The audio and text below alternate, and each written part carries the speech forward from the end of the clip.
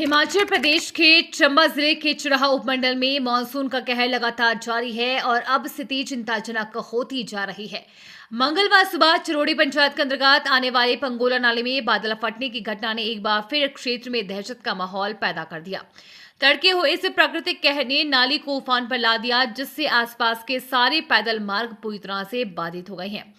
Social media पर viral हो रहे वीडियो में नाले की उग्रता और बहाव की तीव्रता को साफ देखा जा सकता है।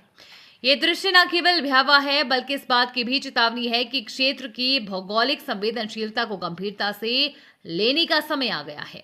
प्रशासन से प्राप्त जानकारी के अनुसार पंगोला नाले में अचानक अत्यधिक जल प्रवाह हो जाने के कारण नाले के दोनों ओर बने पैदल रास्ते पूरी तरह से ध्वस्त हो गए हैं। ग्रामीणों के लिए अब अपने गंतव्यों तक पहुंचना बेहद कठिन हो गया है। हालांकि राहत की बात यह है कि इस घटना में अभी तक किसी तरह के जानमाल के नुकसान की कोई पुष्टि नहीं हुई है। तहसीलदार तीसा आशीष ने बताया कि पंगोला नाले में बादल फटने की घटना की सूचना सुबह सवेरे प्राप्त हुई है, जिसके बाद प्रशासन ने स्थिति का जायजा लिया। उन्होंने कहा कि मार्ग का बह जाना चिंता का विषय है, लेकिन अब तक अन्य किसी प्रकार की हानि की सूचना नहीं है।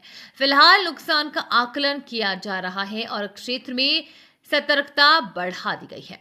इस घटना से पहले सोमवार रात को भी चुराह क्षेत्र में भारी बारिश के कारण थली नाले में जलस्तर अचानक बढ़ गया था, जिसके चलते संपर्क मार्ग पूरी तरह से बह गया।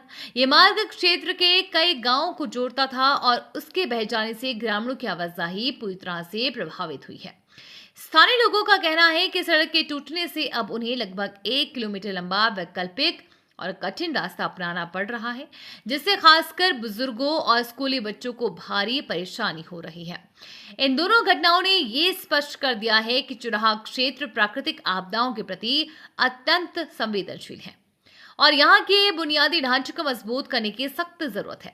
ग्रामीणों ने प्रशासन से मांग की है कि नालों के किनारे स्थायी सुरक्षा दीवारें बनाई जाएं और संपर्क मार्गों को मजबूत किया जाए, ताकि भविष्य में इस प्रकार की आपदाओं से जनजीवन प्रभावित न हो। इसके साथ ही क्षेत्र में जल्द से जल्द राहत और बचाव कार्य को तेज करने की आवश्यकता है।